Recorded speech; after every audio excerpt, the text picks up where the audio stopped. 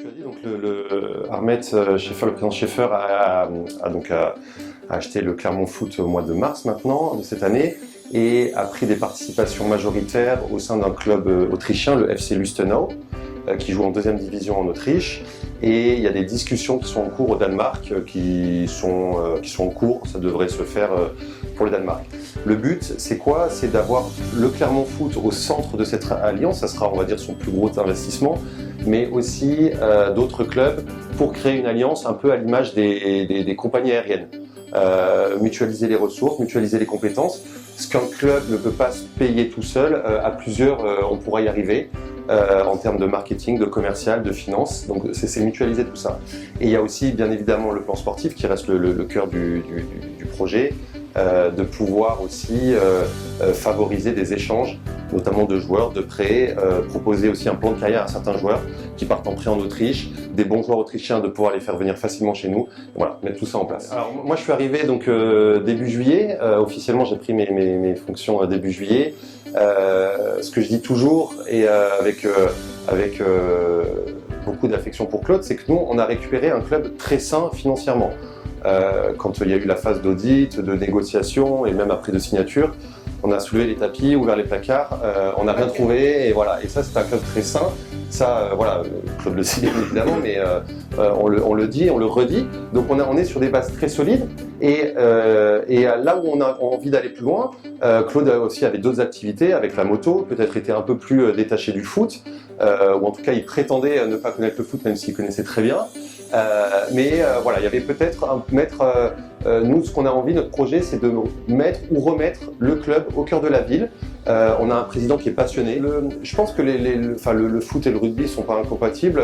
À Clermont-Ferrand, comme dans d'autres villes, on a des villes comme Lyon, comme Toulouse, comme Bordeaux, Montpellier. Ils ont une équipe de rugby, une équipe de foot, même parfois de hand, de volley, d'autres sports qui cohabitent. Il y aura toujours un sport au-dessus de l'autre. L'ASM, c'est l'ASM. On n'a pas prétention à un jour dépasser l'ASM de par leur budget, leur historique, leur palmarès. Mais on est convaincu qu'on peut se faire une place. Comment ça se passe? Il y a du fond et de la forme. Sur la forme, avec des actions de communication, être plus présent autour des Clermontois, autour de la ville. Et sur le fond, avec un vrai travail de fond, et un travail prioritaire et principal, c'est de faire venir les gens au stade. Que le stade Gabriel-Montpied soit un lieu de vie pour les spectateurs, qu'il n'y ait pas juste simplement un match de foot pendant 90 minutes, mais un vrai lieu de vie avec une expérience pour le spectateur en avant-match, à la mi-temps et en après-match. Alors la nouvelle tribune, effectivement, c'est un sujet en cours. Il y a eu le choix de l'architecte définitif jeudi dernier. Ça sera communiqué dans quelques semaines par la mairie. Donc nous sommes que locataires du Stade Gabriel-Montpied, c'est la métropole qui gère ça.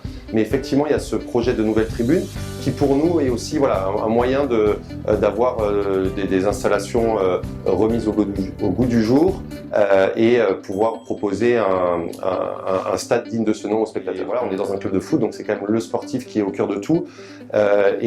Aujourd'hui, un club de foot professionnel et notamment en Ligue 2 ou à petit budget, la formation est primordiale si on veut arriver à grandir et à se démarquer. Donc il y a un super outil qui a été mis en place par Claude et l'ASM il y a maintenant 3 ans, qui est ce centre de formation partagée, qui est unique, qui est novateur. On parlait de mutualisation des ressources, c'est ce qu'on a fait avec l'ASM, donc voilà, sous une forme d'une SCI. Maintenant, nous, Clermont Foot, à nous maintenant de le remplir, ce centre de formation, avec de la qualité, du talent, des jeunes. Mais surtout, moi, ce que j'ai envie de vous présenter, c'est aussi le futur du Clermont Foot. On en a déjà un peu évoqué quelques points. Une base solide, saine, je le disais tout à l'heure, donc ça, c'est sur quoi on est aujourd'hui.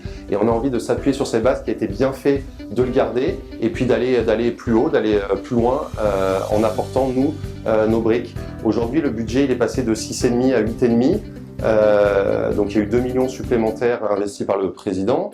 Le but, c'est pas de tout mettre dans le sportif et d'arriver en décalage avec l'administratif, de dire on va tout miser sur une montée et puis à monter en haut et puis faire l'ascenseur et nous, administrativement, on passe derrière. Donc c'est aussi y aller étape par étape. Donc il y a un investissement financier qui a été fait du côté sportif, mais aussi du côté commercial, marketing. Pour le premier pilier stratégique, consolider et valoriser la formation. On en a parlé avec le centre de formation partagé avec l'ASN. C'est vraiment cet outil, on a envie de l'investir et de le faire grandir, de l'exploiter à son maximum, et notamment avec les jeunes joueurs. Voilà, attirer garder nos talents de la région, c'est la première chose, et puis aller aussi en chercher d'autres. Toujours dans l'aspect purement sportif, ouverture et développement international, on parlait de l'Alliance.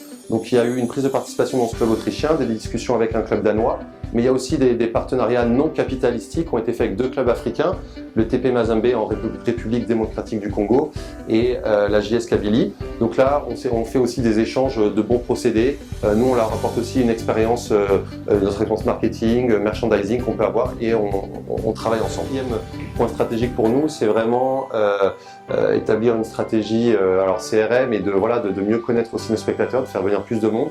Et notamment, on avait un chapiteau qui était réservé aux partenaires. On a transféré les partenaires à l'intérieur du stade où on a rénové les salons, et ce chapiteau est maintenant ouvert au grand public pour qu'ils puissent venir se restaurer. L'hiver il fait plus froid, avoir un endroit couvert, pouvoir passer aussi plus de temps dans le stade, s'approprier ce stade et vivre des expériences dans le stade autour de l'équipe professionnelle, voyager avec eux en avion, faire un tour des vestiaires avant match, regarder un match autour du stade, ce qu'on appelle expérience canapé, venir au stade avec le bus des joueurs, voilà, toutes sortes d'expériences pour offrir aux spectateurs une expérience plus que les 90 minutes de jeu.